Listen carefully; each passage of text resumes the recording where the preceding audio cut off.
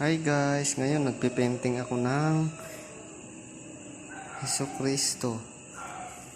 Kaso wala siyang crayon kaya lapis lang ang ginagamit ko. Pero maganda naman.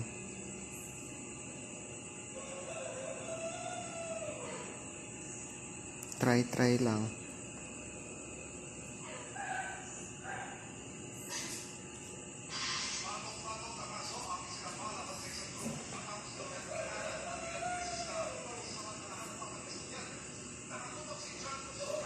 Kanina ko pa to ginawa.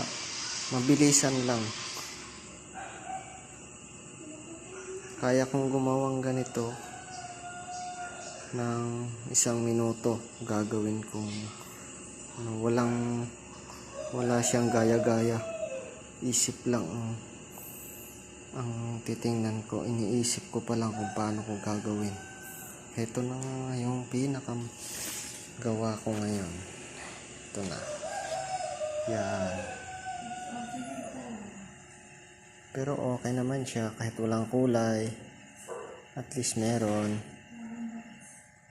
Maganda naman.